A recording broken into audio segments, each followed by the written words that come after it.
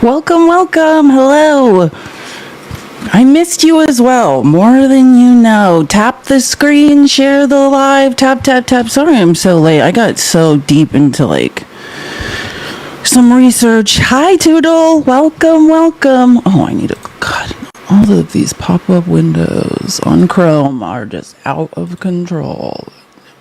I've got to figure out how to turn this up. Hi. Tap the screen, share the live. Sorry, I just got so far into reading. I'm trying to decide what we should talk about and in what order. I have a couple ideas, but let's tap the screen, get some people in here. And I think for a little bit, I've been doing a lot of, I was making an outline and notes, I was telling you that there was a Supreme Court argument, which I thought it was over 2 cases. I guess there's 3 lawsuits that the oral arguments that happened yesterday in front of the Supreme Court were about. There's 12 states who are suing. Then there's 2 separate one group of conservative businesses, and then another group, I think that's a mixed group of different business owners, all about the International Emergency Economic Powers Act. I know, it's so great to see you guys. I always let's tap the screen, share the live, gift. Oh yeah, and if you would like to tip or gift me, please do, because I probably have to get a new computer. Not the computer I use, I don't use PC, the PC I use for TikTok Studio, but my unfortunate Mac, I'm going to take it to a computer repair place and try, but it's pretty old. It might be on its last legs. Poor little thing. We shall see. What am I? Oh, sorry. I thought my Amazon groceries were here, but they're not. We are good. I am, live on YouTube. Okay, we are so good. Oh, Toodle, I didn't know you shared it. Sorry, I haven't been in the Discord because I've been reading. I have the video you're talking about, though. It's from 5 hours ago or something. I have alerts for Tennessee. Oh, I cannot remember the name. Whatever that Tennessee account is that does progressive reporting. Yeah, I have the video. That's why I was I don't know what to talk about because so many things. Sometimes when I do so much research before I do these lives, it becomes so overwhelming and depressing that it's hard to even figure out what to do. I almost was maybe I shouldn't even do this till tomorrow until I could regulate my emotions. But yes, I have seen that video. I have that in the outline as well. Yeah, that has to be, thank you for the hat so much. That has to be one of the most scariest things I've ever seen. I think what I want to start out with is some numbers, jobs numbers. The Trump administration is trying to hide jobs data, but obviously there's many third-party organizations that track the same data. So I wanted to go through some of that, and also I'm going to start with something about the housing market, because I remember vividly 2 months ago talking about this. I was talking about how I believe at that time, the median age of a first-time home buyer, I think it was 37 or something. And I was talking about how in 1989 or 1990, it was literally 23. And so when I saw this today, I was absolutely gosh, we are really going into the shitter fast. So this is essentially a CNBC talking about the housing market and first-time homebuyer data versus, I'll just let them tell you. And I think it speaks to the health or, non-health of our economy. Hold on one second. I'm going to have to unmute. A point, guys, that I wanted to bring up. This is really crazy. So we got some data from the National Association of Realtors on housing. We've been talking about here on this show for a while. Diana Olick has been talking about how difficult it is out there to buy a home, the affordability challenges, the mortgage rates. Did you guys see this? The median age of first-time home buyer, 40 years old. And that's a shocking number. That's a record high. again, please, I'm so tired of listening to people who can't read or do math be like, Gen Z just lives in their parents' basement. There's no choice. Nobody can afford to buy a home.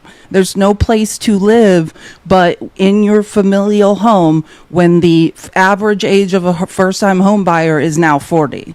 It is not lazy children playing video games. I do think it's affecting their mental health. If there was no possible way for me to have any upward mobility, I might be a little depressed as well. If the whole time I was a child, no one protected me and sent me to a school at any minute that I could be pew-pewed by, a disgruntled person, and I was told to suck, I'd probably have a lot of mental health problems by that point.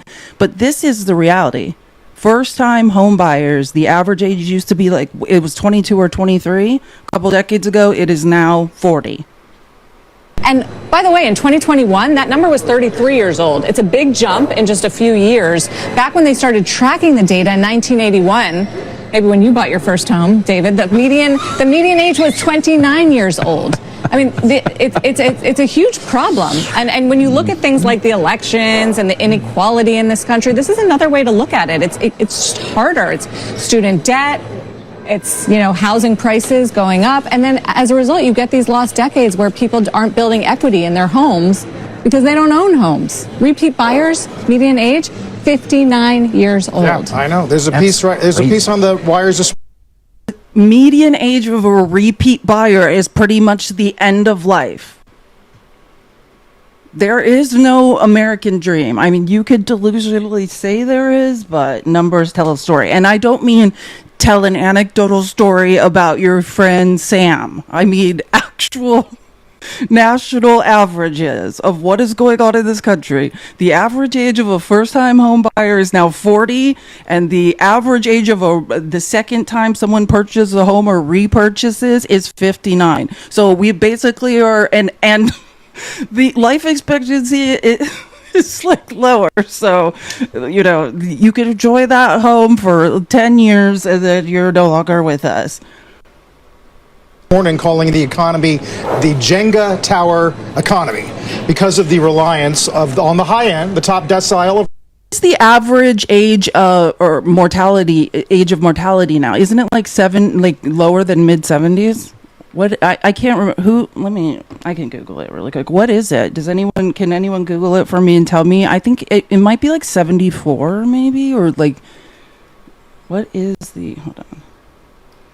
Or average life what is average life expectancy in America?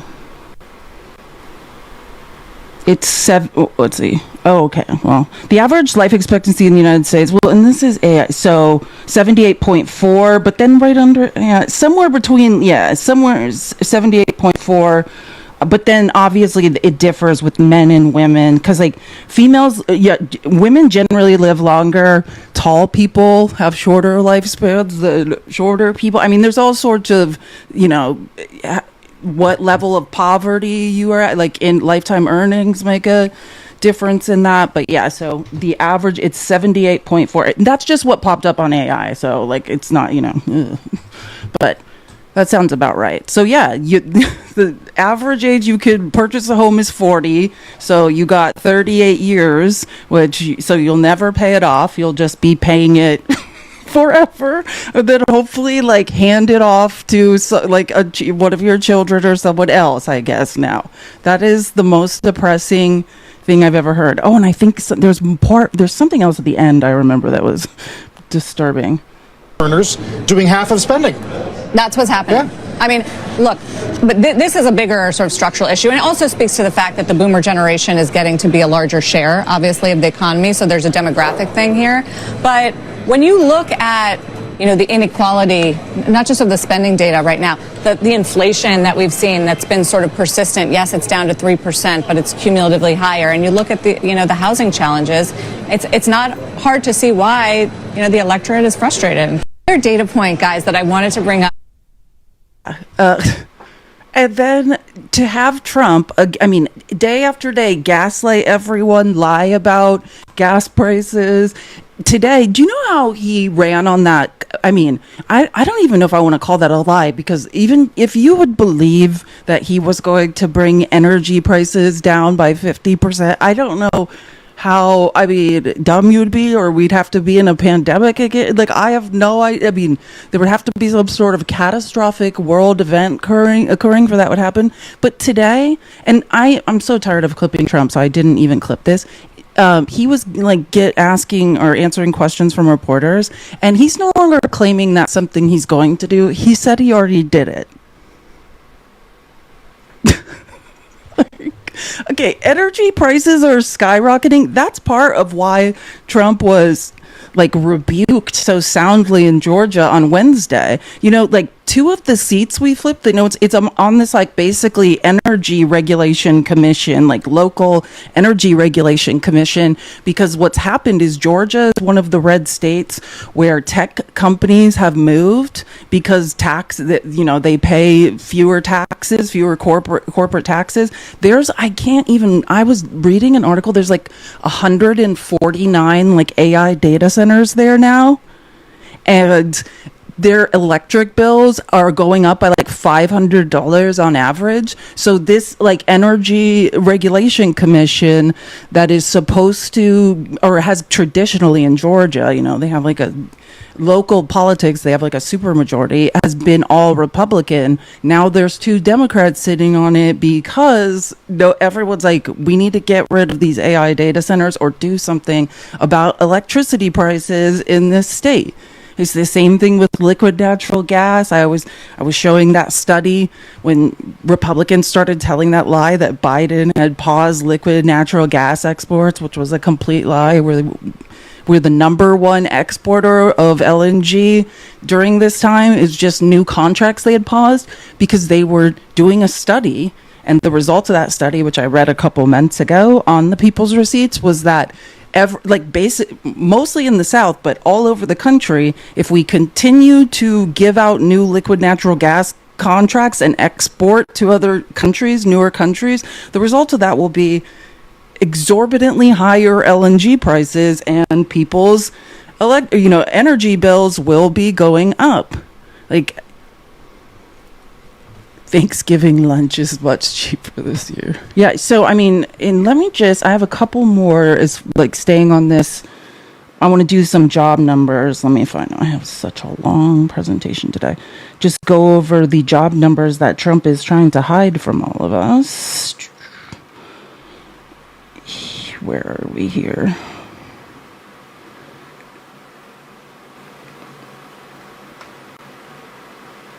Is this where we are? Sorry.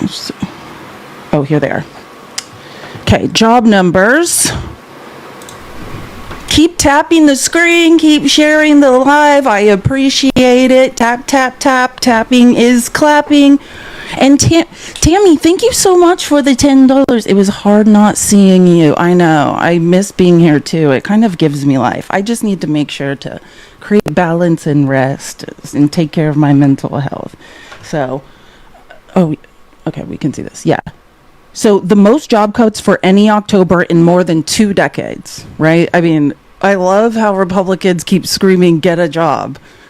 Yeah. When we have the most job cuts in any October in more than 2 decades, going back to 2003.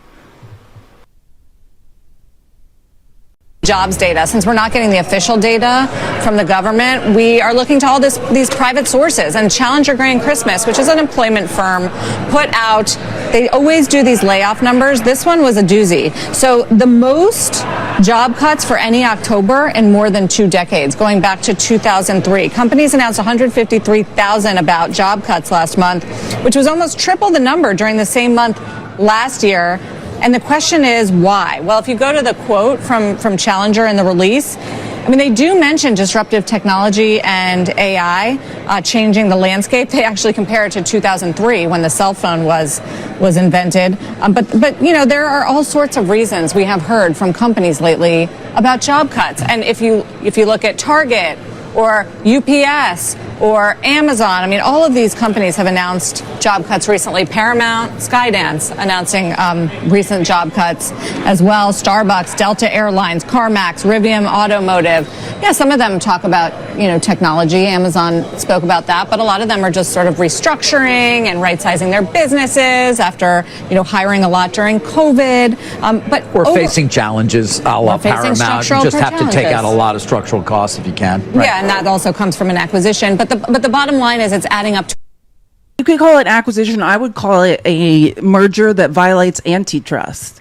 And I'm so tired of, no offense, MAGA, but you just don't know what you're talking about, right? If you are America first, which, people like Marjorie Taylor Greene are always screaming about outside, and I'm saying outside of the blatant racism and misogyny that involves, because that's a whole other subject. I'm talking about economically America first. We should not, every time we allow these huge corporate mergers to go through, prices go up. Do you understand why? If there used to be, and I can't remember what year this happened. So there was a year. Remember, there used to be all these individual grocery stores, and they were owned by like Bob the grocer down the street. And that was because of regulation that protected consumers, right? Because each individually owned store creates competition in an alleged free market, right? So they are competing with each other in a given market to get the most customers, and so they have to compete and keep prices low. Now we have Amazon and Walmart and Aldi, or what, you know what I'm saying? And we know, right? We have actual proof now that corporations are colluding with each other, and the three corporations who've bought up, acquired, and then merged together to create these huge billionaire corporate conglomerates have agreements behind the scenes to fix prices, right? And I mean, price fixing can mean a number of different things. I'm always talking about price fixing through pricing algorithms, which is individually preying on consumers and their savvy and their internet savviness, right? Kroger's another huge one. Kroger tried to merge, was it with Albertsons or something, or did they merge? I mean, I remember, these mergers, same thing with not just the actual physical stores that have the products inside them, but the mergers of Heinz Kraft.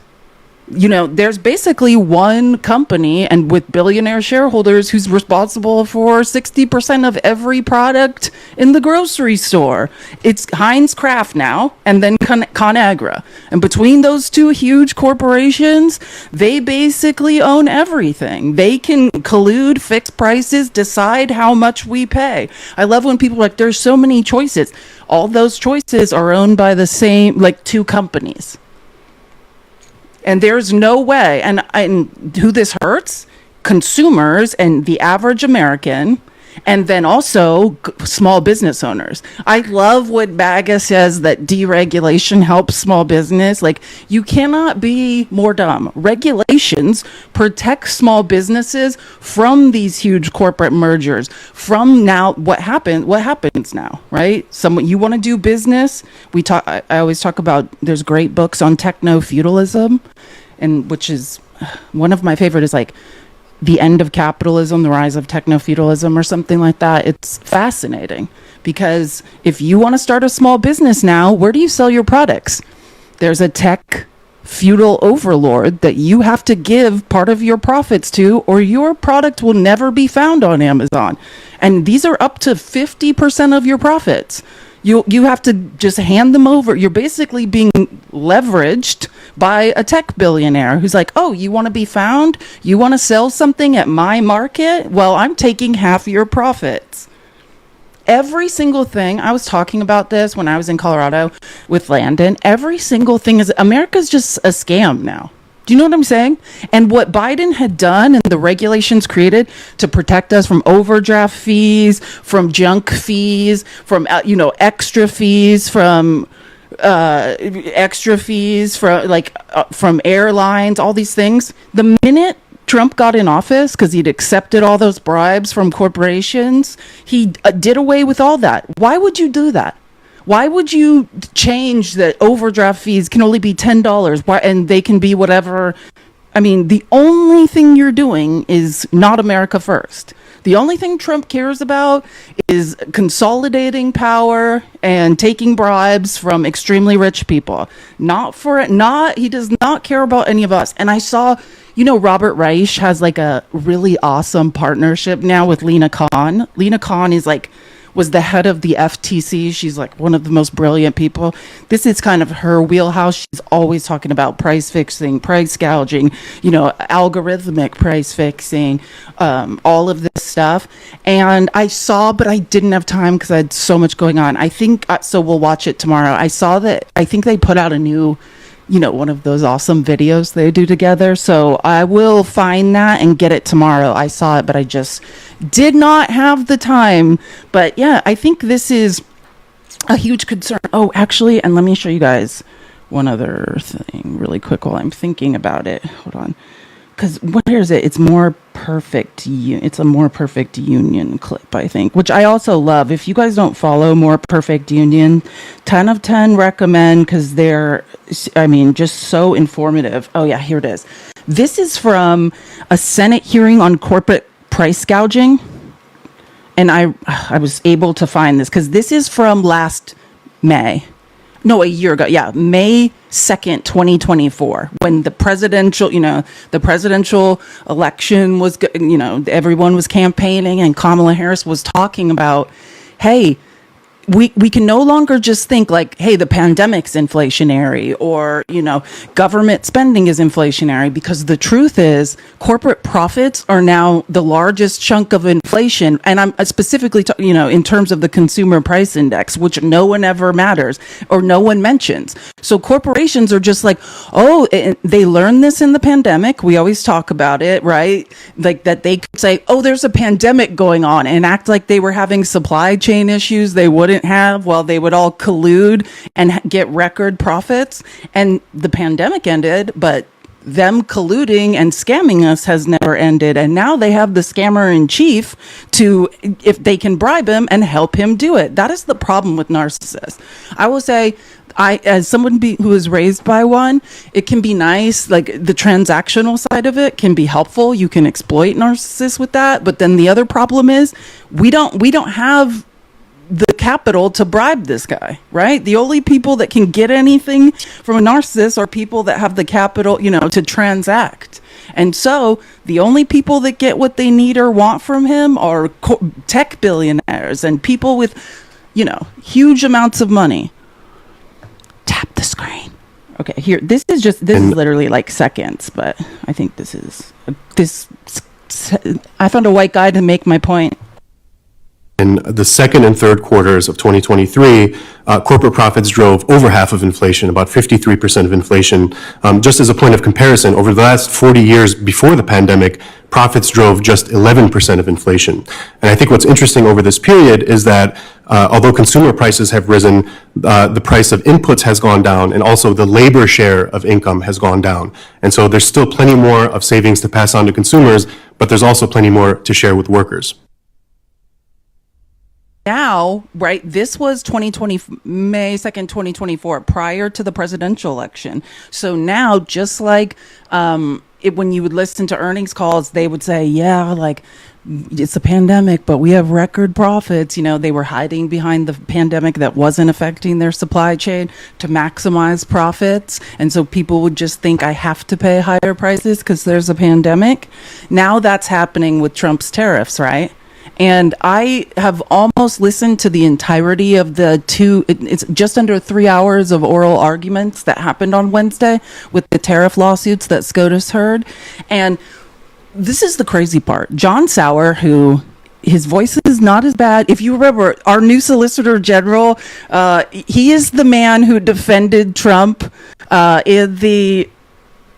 Which one was it? Like when the federal, the coup, when Trump went to the Supreme Court to get presidential executive power expanded, and now Trump can allegedly off somebody and has the executive power to do that. That was John Sawyer that argued that case in front of the Supreme Court. That was the first time I heard that awful, awful voice of his, not as bad as RFK, but a close second. So now, because anyone that helped Trump during his legal trouble get out of all his crimes, has now been bribed with a job.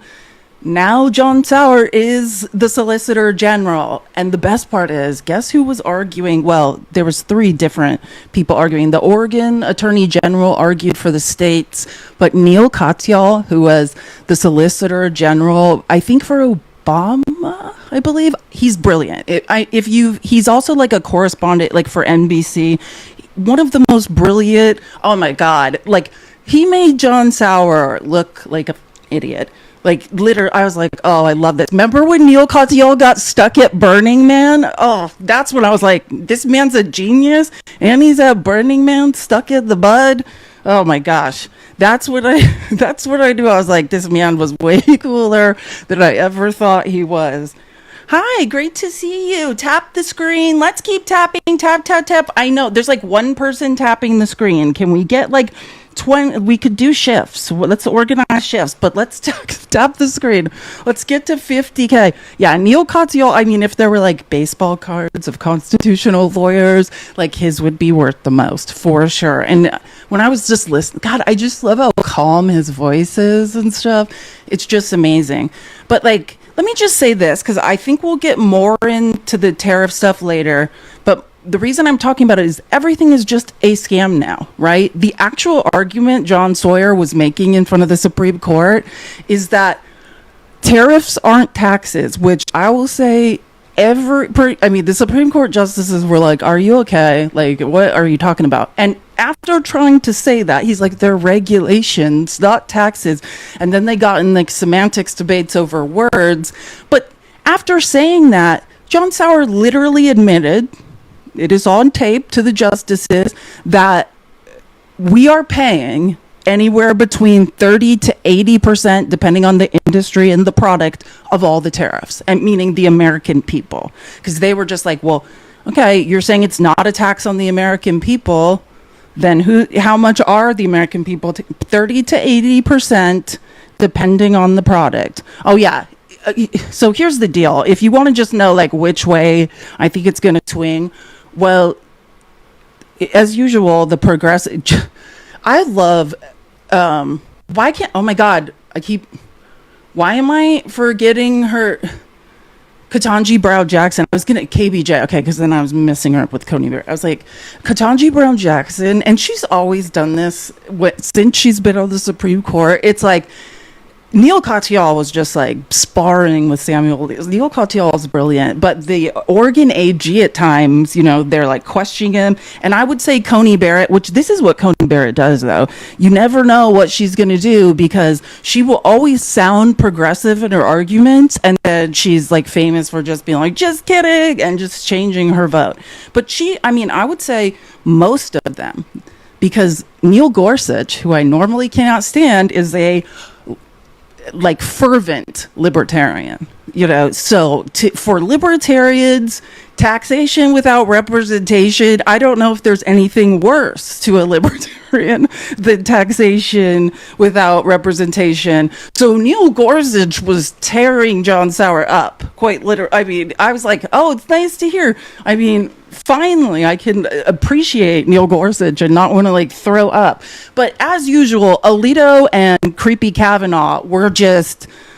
Actually, I will say Kavanaugh had a good point. But yeah, Kavanaugh and Alito for sure going to go with Trump, and then everybody else was pretty much tearing into the argument, right? I think there was one. Kavanaugh referred to it as a donut hole, like where I was like, okay, I see your logic, that makes sense. But the point is they're trying to say, hey, tariffs aren't taxes, which they're like, what the F are you talking about? And they're regulatory, they're regulations. And, because I think all the justices seem to agree, the framers, the original founders and writers of the Constitution, the only thing they were worried about was taxation, or one of the main things was taxation without representation. So he's trying to thread this needle and say that there's an emergency, which dead serious. Wait, what was the emergency? He tried to list, like, the F illicit substance thing came up. We're in a national emergency because of trade deficits, which, then they were like, yeah, well, you're doing this to countries that have trade surpluses. Like, why are you tariffing Australia? So, I mean, it's, yeah, I honestly don't know. It's always hard to tell with the Supreme Court, but yeah, I don't know. We'll just have to see. But for sure, Alito and Kavanaugh are going to vote with Trump. And then because Gorsuch is a libertarian, they need 4. And John Roberts, which is so funny because it's like, John Roberts, you're the one that empowered this man to act like this and to literally become a king. I will never forget reading that decision on executive power. And now you're like arguing against it. Right? So, yeah, it's just, it's pretty absurd. Actually, let me just show, what else was I going to do? Oh, yeah, hold on. Let me show a couple of things about this that I'm talking about, and then we can get into it more tomorrow, because it turns out another thing I learned today is, and I don't know if it's going to be I don't know if it's going to be in the form of oral arguments. I don't think it's oral arguments. It's not a case that they're hearing. But what SCOTUS is doing tomorrow, apparently, is debating, I guess, amongst themselves, or having some discussion about whether or not they want to allow oral arguments on a case to, guess what? Tear down Obergefell, the right to gay marriage. You knew it was coming. But that's what they're going to discuss tomorrow. So I was like, maybe I'll do more Supreme Court stuff tomorrow if that's what we're going to be doing.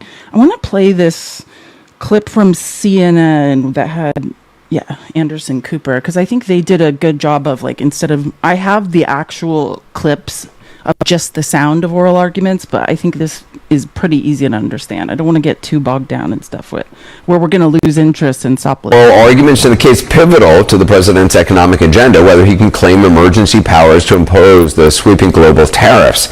At issue, his use of a law dating back nearly 50 years called the International Emergency Economic Powers Act. Today, several members of the court's conservative majority seem skeptical of the president's authority to do that, and the Solicitor General downplayed their fiscal impact. We don't contend that what's being exercised here is the power to tax.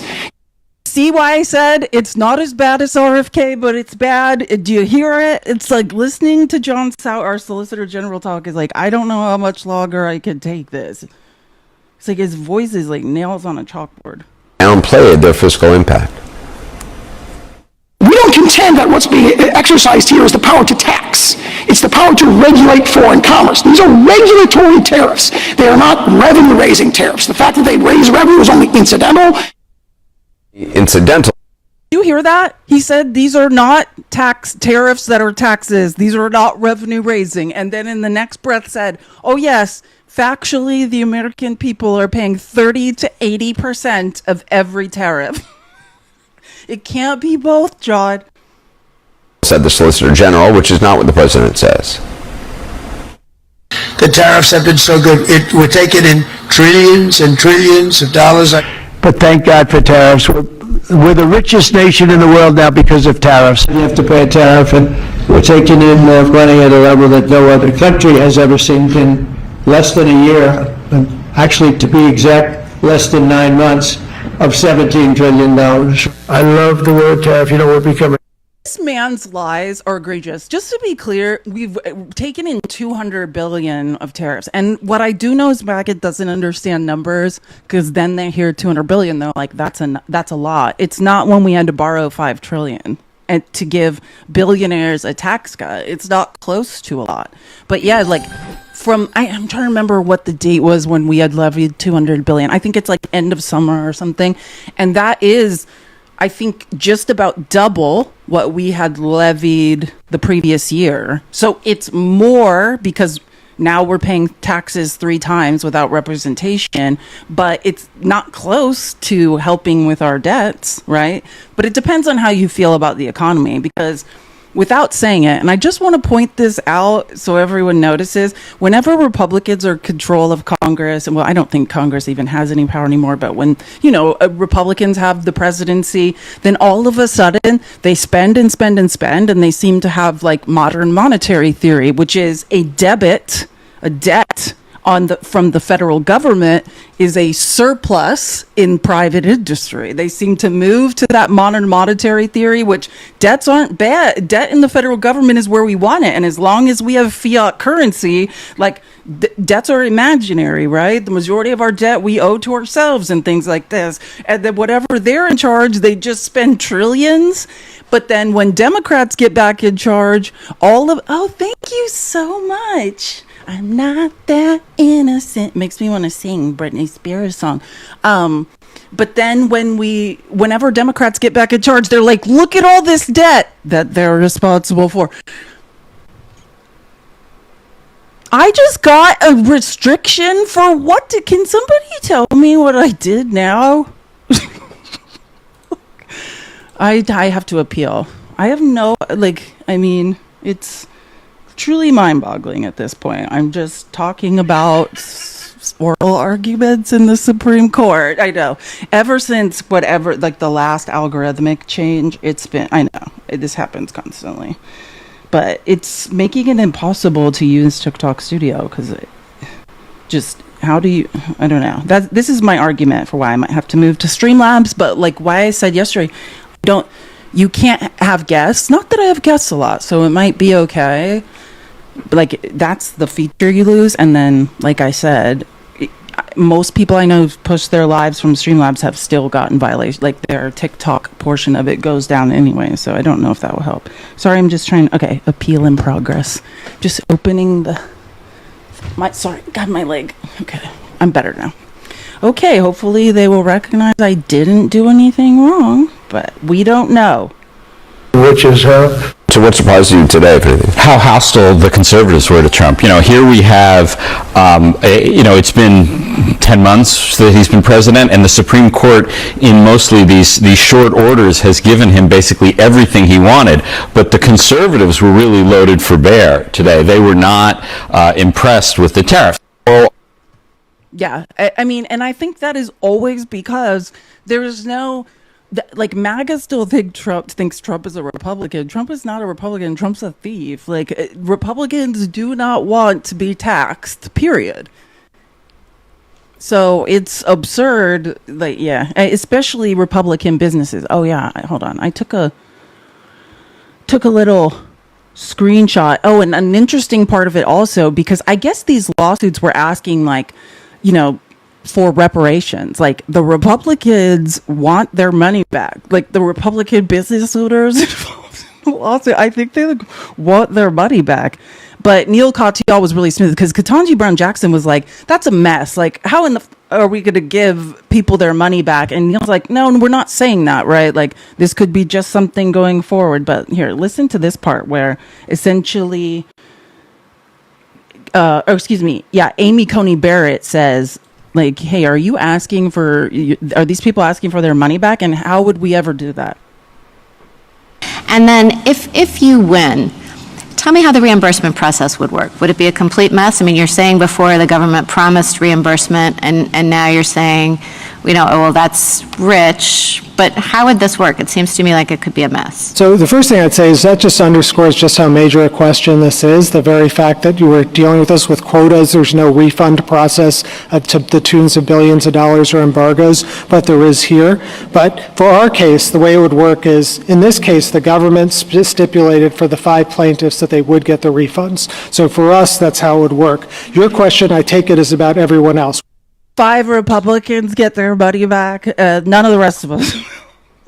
We don't have a class action or anything like that. With respect to everyone else, there's a whole specialized body of trade law, and it's in 19 U.S.C. 1514 outlines all these administrative procedures. It's a very complicated thing. There's got to be an administrative protest. There was a harbor management case earlier that this court was involved with in the United States Shoe, in which the refund process took a long time. There were any number of claims and equitable relief. So a mess. So it's difficult, absolutely. We don't deny that it's difficult, but I think what this court has said in the McKesson case in 1990 is that serious economic dislocation isn't a reason to do something. Northern Pipeline, you guys stayed your decision for a while in order to let the congressional process unfold. There may be a congressional process here as well. You may be able to also be that this court could limit its decision to prospective relief under the John Q. Hammond. And then if you win. A good answer. Like maybe it's just stop the tariffs going forward. I don't know. But yeah, this case is the one I was talking about that Neil Katyal is fighting about, which is the 5 conservative business owners that brought it. And I knew about the lawsuit that involved it's like 12 states. I think it's all blue states, which actually it's interesting because when I was reading about that lawsuit, I think red states, particularly in the South, have been hurt more by tariffs, like some of Canadian tariffs and things, and not one AG of a Republican state has lifted a finger to try to get any relief for their depressed economies and the MAGA America First folks living within them. So I found that interesting. But yeah, like I didn't realize there were 3 separate lawsuits that these oral arguments were about. I didn't even know that. I knew about the 2, but I haven't even read the 3rd. So I don't know. Well, I can't even speak to that. I didn't have time to read it. But yeah, I think you never know with the Supreme Court or with Coney Barrett, because she was like laying into John Sauer the entire time. But at the end, she's like, Kavanaugh's right. I'm like, here we go. She's doing it again. She does this every time. Gets my hopes up. Like, I'm always like, God, is she with us? And then at the end, she'll just be like, just kidding. So who actually knows? I wanted to, here we go. So I took some notes of things. So there's, like I said, there were 3 different challenges. These oral arguments there were 2 different groups of small businesses. The 5 are the conservative businesses, alleging that they face serious economic harm from the tariffs. The lawsuits were filed. And they filed them in different courts. One was filed in the District of Columbia, one in the U.S. Court of International Trade, and then the group of 12 states led by Oregon also brought the lawsuit in the Court of International Trade. The state's lawsuits was joined with the case, brought there by small businesses. Okay, yeah. The challengers contempt, we got that. There's just a couple parts I want to read this part because I felt like, okay. U.S. Solicitor General John Sawyer basically began by emphasizing the basis. Here they are. This is where they are. So when they said, hey, you're claiming there's some sort of international emergency, like, can you tell us more about that emergency? So he said that the emergency is that allowed Trump to tax us without representation. He determined that our exploding trade deficits had brought us to the brink of an economic and national security catastrophe, which is absolutely a lie. And, evidenced by the fact that we are tariffing countries with surpluses, like the UK, like Australia. Anyways, then the second one was that the traffic of the illicit substance and other opioids into our country has created a public health crisis, taking hundreds of thousands of American lives. Like, I can't. And then his point was like that, hey, the IEPA, gives major powers to address major problems, right, on the president, who is perhaps the most major actor in the realm of foreign affairs.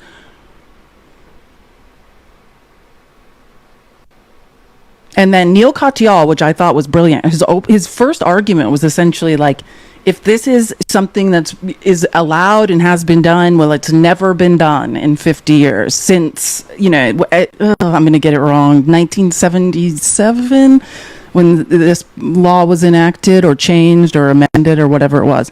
So no one has ever tried to impose tariffs. And here's the thing, the IEEPA, the point was they were trying to limit that. When that law was created, which I think was 1977, but somewhere right around there, the point of it was to limit presidential executive power to tax, to tariff to tax Americans without representation. And that was one of the major points of contention for like Neil Gorsuch, the libertarian. He's like, you're taking a law whose intent is to limit the presidential powers, and then saying somehow it now gives him unlimited presidential powers. And that was a point that like not even Kavanaugh could really get around, you know, like they just were like, you're taking your justification is this law, and now you're justifying the opposite of the intention, which I mean, I could not agree more.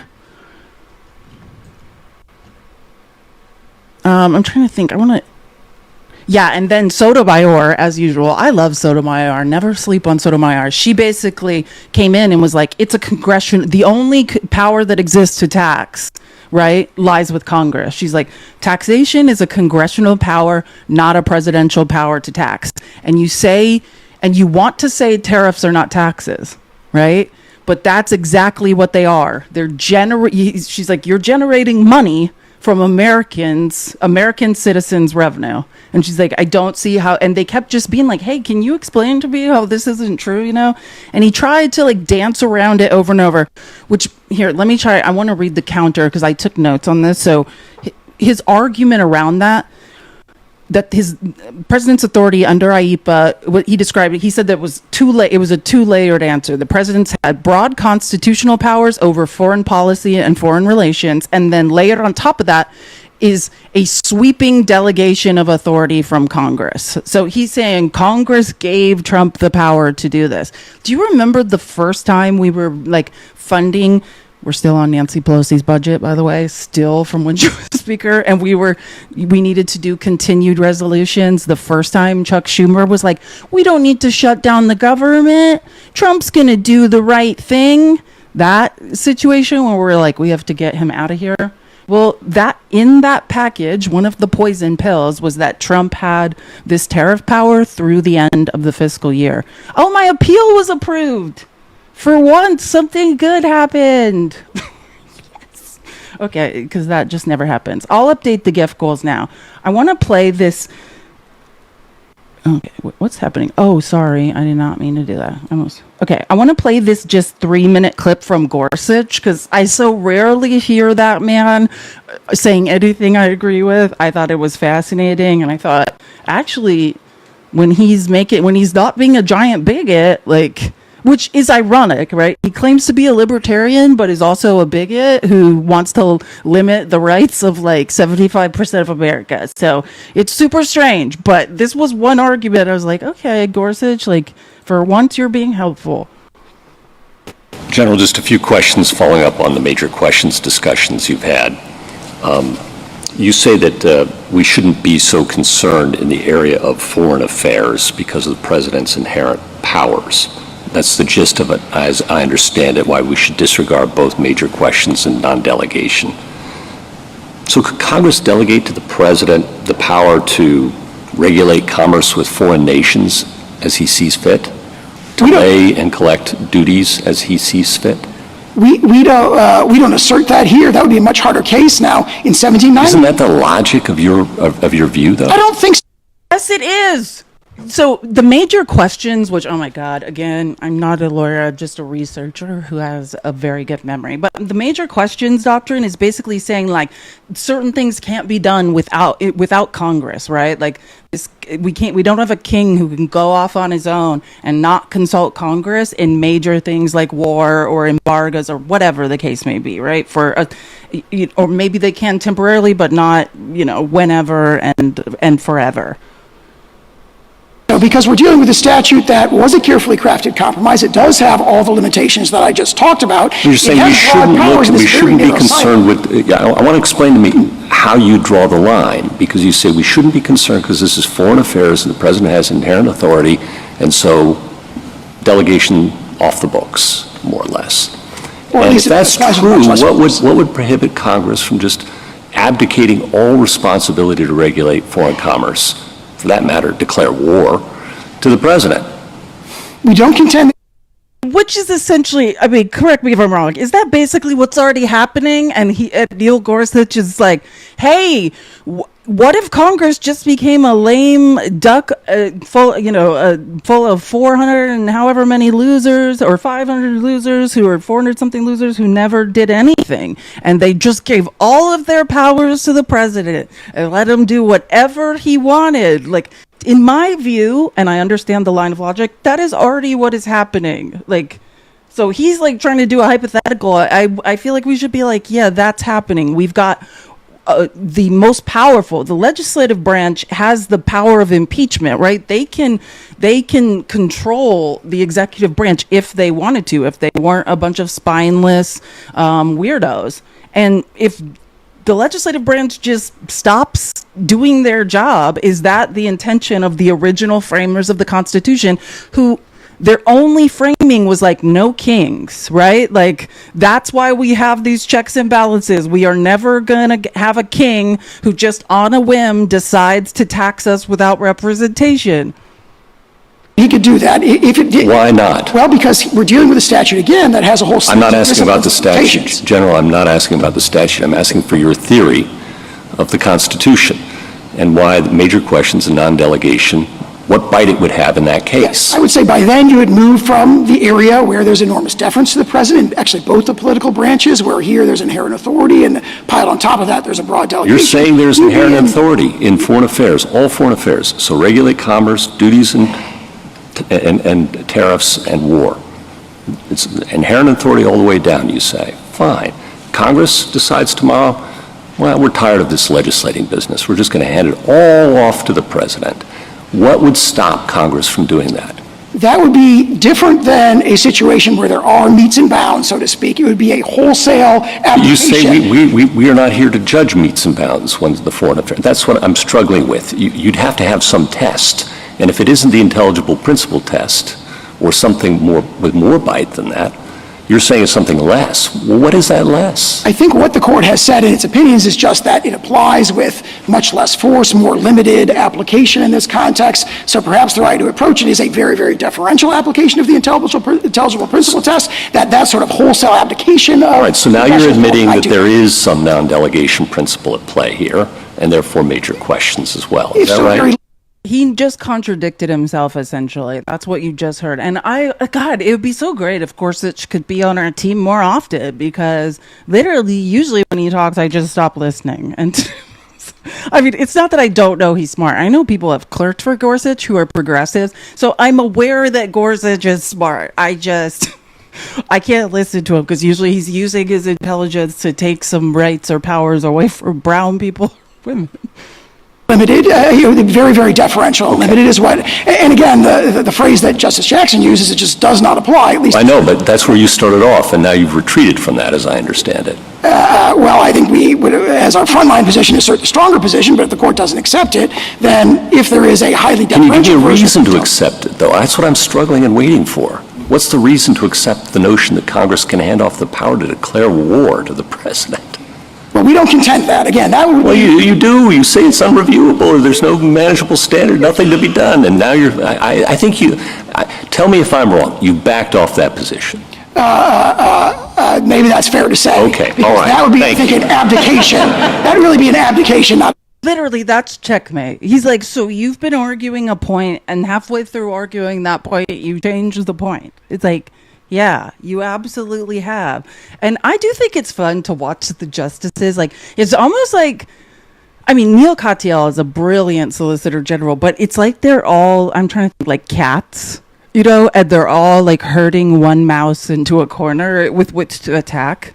And it's fascinating to watch them like help each other attack someone, or like Ketanji Brown Jackson will often help conservatives attack someone. It's fascinating to listen to, but I would say, in my opinion, and I'm not saying John Sauer, I just think when you listen to Neil Katyal, let me give you 3 minutes of Neil Katyal going at Samuel Alito, and then you listen to John Sauer, it's like John Sauer is like a limpy gazelle that Kavanaugh's trying to like put on his back and like carry over the finish line. You know what I mean? Like, literally, sometimes justices will start making John Sauer's arguments for him in the middle of him talking. Kavanaugh will be like, I think what you were meaning to say was, hold on, let me find my 3 minutes of Neil Katyal and Samuel Alito arguing, because I would say if Samuel Alito did not vote with Trump on tariffs, I would be, based on everything I heard him say, I don't think he even cares. Like, he's just like, I side with Donald Trump, period. Because, he's a Christian nationalist. So he sees everything as like us versus them. A variety of different views about that. But, the executive order, my friend said, well, prior presidents had no occasion to use the tariff power, which is belied by the very executive order he's defending here, which says that the trade deficits have been large and persistent every single quarter since 1976. And we've had trade wars. President Reagan initiated different ones and the use of different authorities, but never once did a president try and seek a EPA as the basis to rewrite the entire tariff code.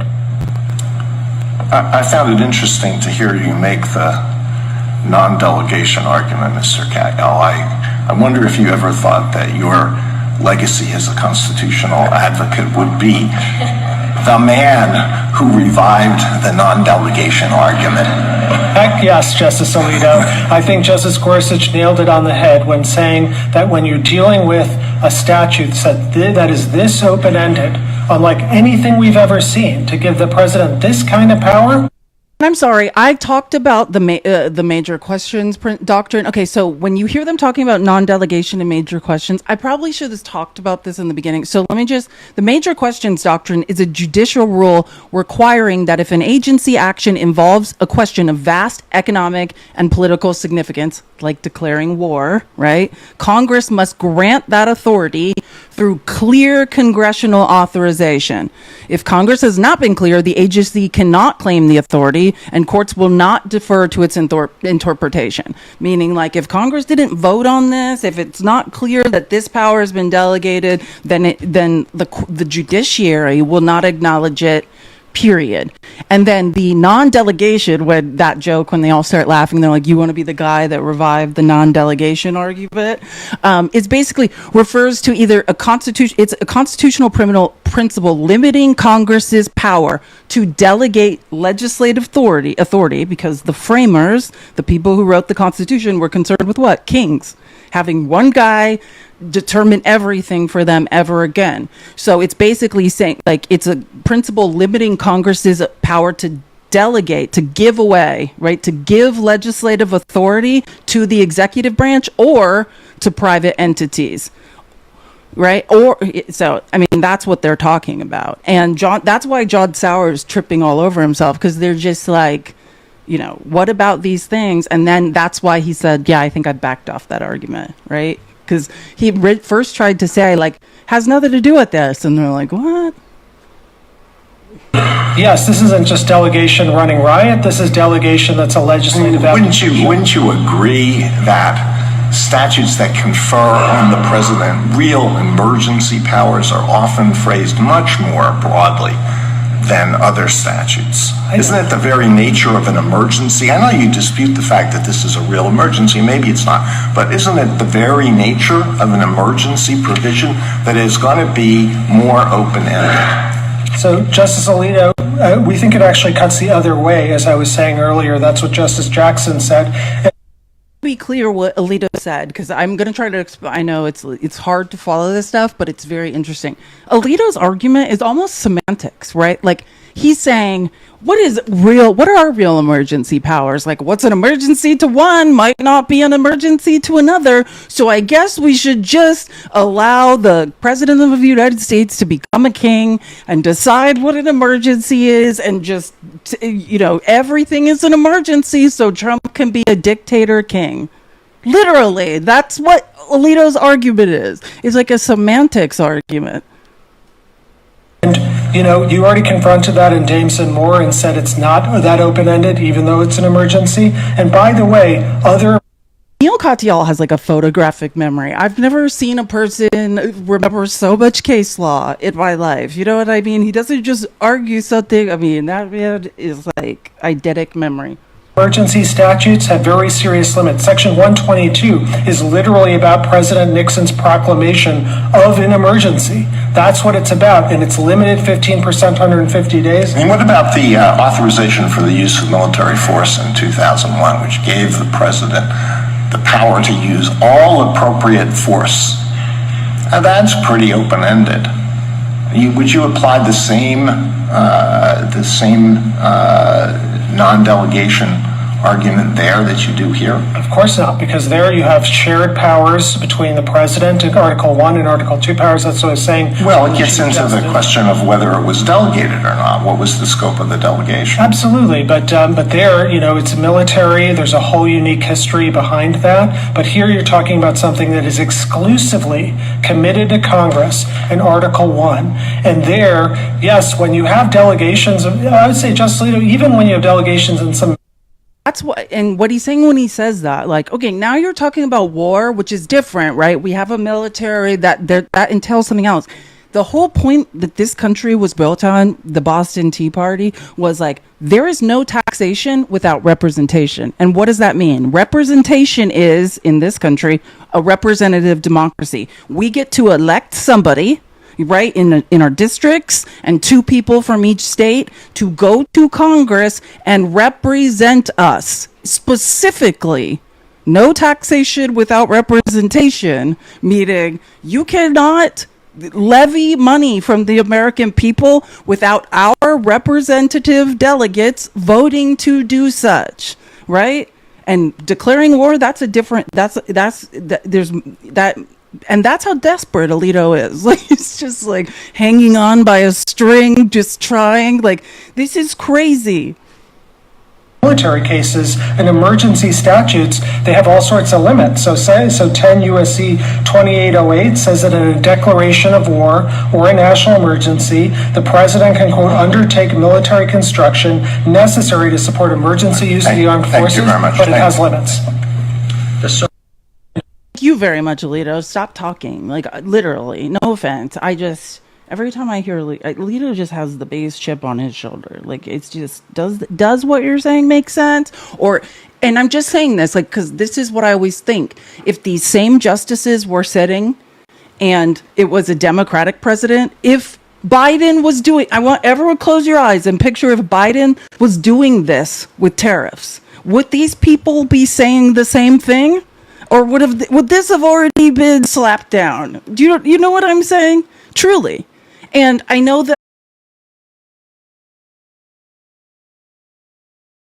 that like MAGA does a hard reset of their brain every 24 hours. So I don't think they can really imagine a world in, hey, whatever is good for the goose is now good for the gander. You're giving unlimited powers, which is, okay, cool. It's the same thing with getting rid of the filibuster. Trump's going to be, on no offense, but Trump's clearly not well. Trump's not going to be with us much longer. You know what I mean?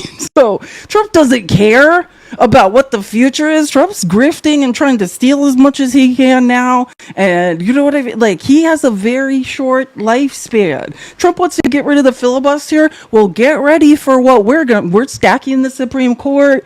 DC is about to be a state. Puerto Rico's about to be a state. Guam can be a state. Like, the few Republican senators who have brains and aren't cucks are like, are you out of your mind? Like, you're not going to be here, and we're going to have to deal with the consequences of what you're doing. Like, so, I mean, yeah, like, there's good and bad things to getting rid of the filibuster, but based on what Trump has done now, without, and let me just say this, without fixing elections, which they're going to do everything they can to change the vote, they are with the, gerrymandering of the voting laws, but short of, if it doesn't work, right? Because, and, oh, wait, I have clips of that